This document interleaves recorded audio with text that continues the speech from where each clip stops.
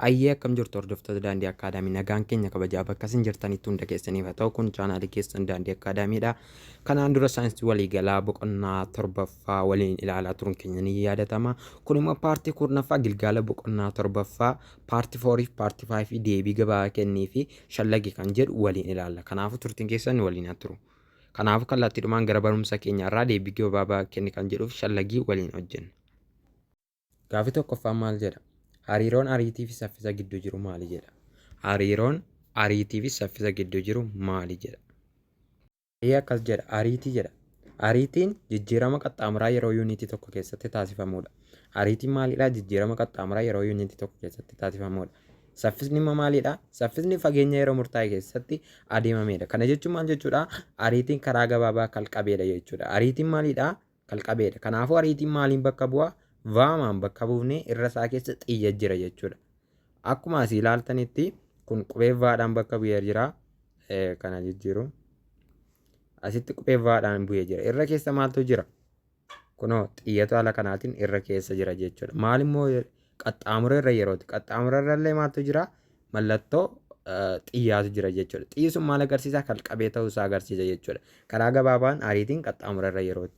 Saffisni immoo maalidha? Saffisni fageenya yeroo murtaa'e keessatti adeemamedha. Kanaafuu saffisni kalqabeedha jechuudha. Saffisi fageenya adeemamerra yeroo itti fudhateeti jechuudha. Amma saffisarra kunoo xiyyi hin jiru. Fageenyarrallee xiyyi hin jiru. Kana jechuun saffisi kalqabeedha. Fageenyirree kalqabeedha jechuudha. Karaa gabaabaatiin akkamittiin ibsina hariiroo isaanii? Saffisni yoo kallattii qabaate ariitii ta'a jechuudha. Saffisni yoo kallattii qabaate ariitii ta'a jettu. Saffisaaf kallattii yoo walitti daballe maal ta'a? Ariitii ta'a jechuudha. Saffisa iddoo kallattii walqixa ariitiidha. Gaaffii lammaffaa humni qaama tokko irratti yommuu dalageeffamu dhiibbaa inni qaama irraan gahu maal fa'i? Humni qaama tokko irratti yommuu dalageeffamu dhiibbaa inni qaama irraan gahu maal fa'i jedha. Egaa qaama tokko irratti yoo humni irratti dalagaa'e dhiibbaa humnaa jedheen barreesse tokko wanti boqonnaa irra jiru sochii ni eegala. Wanti tokko boqonnaa irra yoo jiraate sochii isaa eegalsiisa. Maaloon humni. Wanti sochii irra jiru saffisni isaa ni dabala. Yoo sochii irra jiraate immoo saffisa isaa dabalsiisuu ni danda'a humni jechuudha. Sadaffaa wanti sochii irra ture saffisni isaa irratti adeemu suuta dhaabbachuu ni danda'a. Maal godhaa? Wanta tokko sochii cimaadha yoo deemaa jiraate illee dhaabsisuu ni danda'a jechuudha. Afuraffaa wanti sochii irra jiru kallattii isaanii jijjiira jechuudha. Kun hundinuu dhiibbaa humnaati jechuudha. Sochii ni eegalsiisa, saffisa ni dabalsiisa, suutaan ni dhaabsisa, kallattii ni jijjiira. Maaloon dhiibbaa humnaa. Hayyee gaaffii sadaffaan akkas jedha. Meeshaan humna safaruuf gargaaru maal jedhama jedha. Meeshaan humna safaruuf gargaaru Niwuton meetiraadha. Argitanii meeshaan humna safaruuf gargaaru kamidha? Meeshaa kanaadha jechuudha. Kunoo Niwuton meetiradha. Humna garaagaraa safaruuf fayyada jechuudha. Fakkiin kun fakkii kitaaba keessan irraa fudhatamedha. Kanaaf deebiin Niwuton meetira jettanii barreessitu. Haala kanaatiin Niwuton meetira jettanii barreessitu. Gaaffii afuraffaa qabeenyi uumamaa naannoo keetti argaman maal fa'i jedha. Gaaffii shanaffaan immoo malleen qisaasa'uu qabeenyi uumamaa ittiin hir'isan maal fa'i jedha. Gaaffii afuraffaa fi shanaffaan yoon hojjedhes yeroo na jalaa guba waan ta'eef sinimtu hojjedha. Maaliif gaaffileewwan barbaachisoo ta'an gaaffilee armaan gadi shallagii kan jedhu ganaa waliin ilaalla waan ta'eef afuraffaa fi shanaffaa irra darba. Baay'ee salphaadha waan ta'eef waan amma kanattis hin barbaachisu miti. Kanaaf sin hojjedha.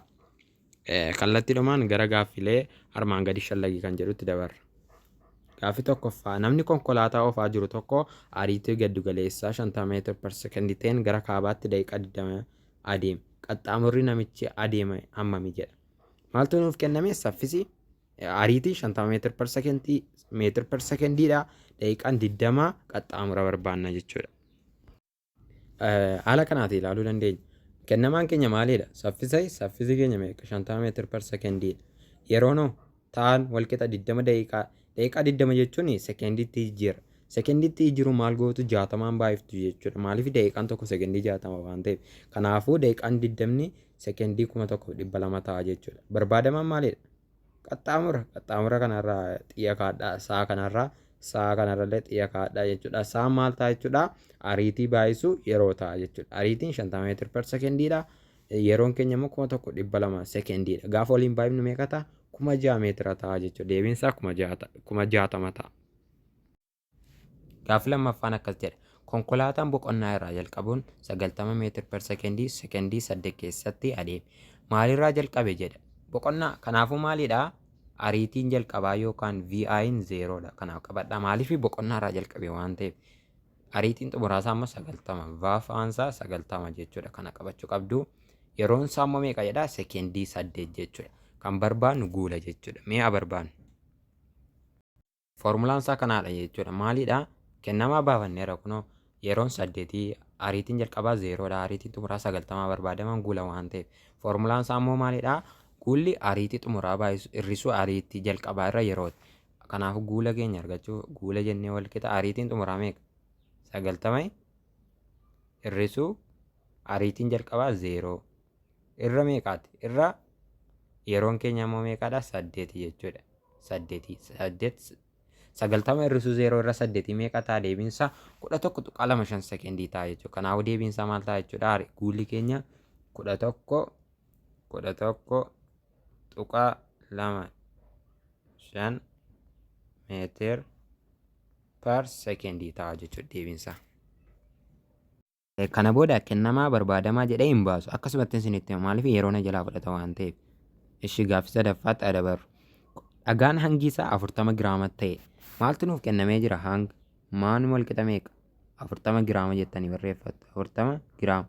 40 giraama jechuun kiloogiraamatti yeroo jijjiirtanii 0.4 kiloogiraama dhufa jechuudha. Maaliif yuunitii waalta waatti jijjiiruu qabdu? Ta'e tokko saffisa 20 meetir per sekendiidhaan dalga yoo darbatame. Saffisi isaa meeqa jechuudha? 20 meetir per sekendiidhaan dalga darbatame jedha. Annisaan sochii dhagaan kun meeqa ta'a jedha. Annisaan sochii maalidha? KE'dha. KE barbaaduuf immoo maal goonaa?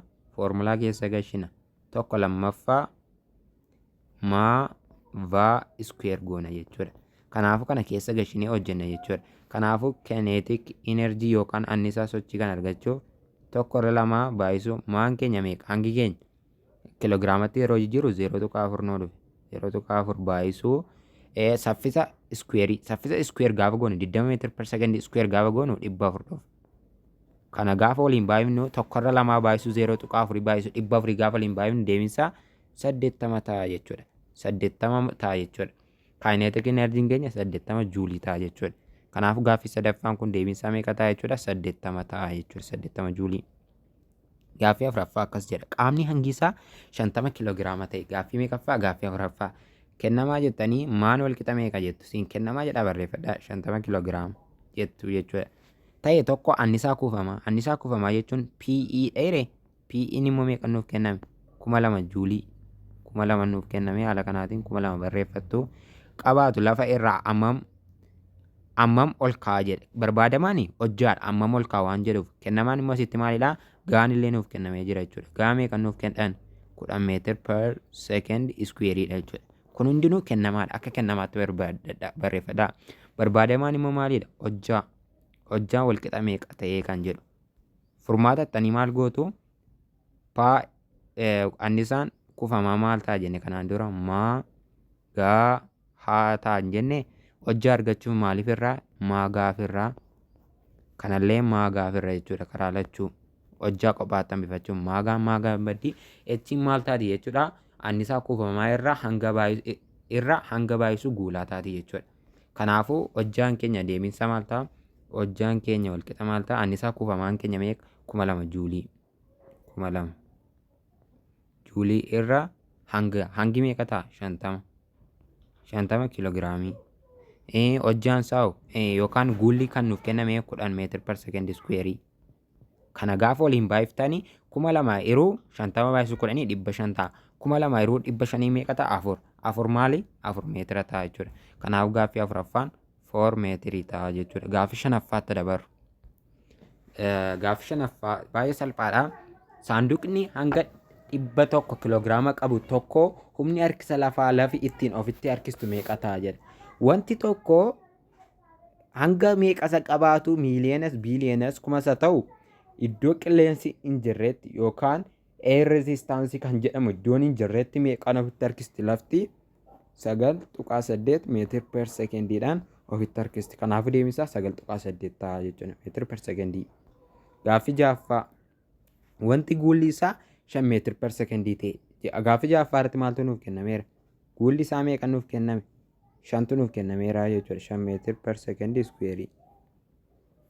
Ta'ee humni isaa meeqadha? Humna 20 niwutooniitu irratti dalageeffamedha. Faan jettaniitu asitti humni jechuudha. Faan 20 niwutooniitu irratti dalageeffame. Hangi wantichaa meeqa ta'a jedhe. Kuni kennamaadha. Barbaadamaa jettanii immoo hanga waan jedhuuf barbaadamaa jalatti meeqa ta'a jettu. Foormulaa irraa maal jenne? Foorsiin yookaan humni hanga baay'isuu guulaati jennee reeree hanga kana immoo kophaatti hambifachuun maal goonaa? Guulaaf irraa kanallee guulaaf irra jechuudha. Kana booda guulli guulaan baddii hanga jechuun maal jechuudha? Humna irraa guulaati jechuudha. Kanaaf hanga argachuun maal goonaa? Humna irra guulaa jenna jechuudha. Humni keenya meeqaadha? 20 niwutoonii. 20 niwutoonii irra guulli keenya 5 meetir per sekend iskuweerii. Kana gaafa olii firtan deebiin isaa meeqa ta'a jechuudha? Hangi keenya 4 kiloogiraama ta'a jechuudha. Kanaafuu deebiin kana 4 kiloogiraama ta'a jechuudha. Gaaffii ja'affaan. Gaaffii torbaffaa. Fayyiseen saanduqa hanga 32 kiloogiraama qabu jedha. Humna 150 niwutoonii yoo dhiibde guulli dimshaasha saanduqichaa meeqa ta'a jedha. Kennamaa jettanii asitti kennamaa jettanii kennamaan maalidha? Hangi meeqa? 32 kiloogiraama jettu. Kan biraa humna jedha. Humni meeqa? 150. 150 niwutoonii jettu jechuudha. Barbaadamaa jettanii asitti maalidha? Guula jenna jechuudha. Guula A wal qixa meeqa ta'a jechuudha. Foormulaa irraa akka beeknutti immoo humni maal ta'a? Hanga baay'isuu guulaa taa'ee guula kophaatti hambifachuuf hangaaf irraa asillee hangaaf irra jechuudha. Hangi hangaan baddii guulli maal ta'a? Humna irra hangaa ta'a jechuudha. Kanaafuu guulli furmaata jettanii guulli humna irra hangaa ta'a jechuudha. Humni keenya meeqa? Humni keenya meeqa? 150 jechuudha. 150 irra 150 niwutoonii irra meeqaati? Irra 32. Gaafa olii birru meeqa ta'a jechuudha? Guulli keenya 4.69 meetir per sekend iskuweerii ta'a jechuudha. Barattoota keenya gaaffii keenya har'aa kanumaan goolabnaa. Boqonnaa torbaffaa xumurreerraa waan nu daawwattaniif guddaa galatoomaa. Nagaan naaf tura.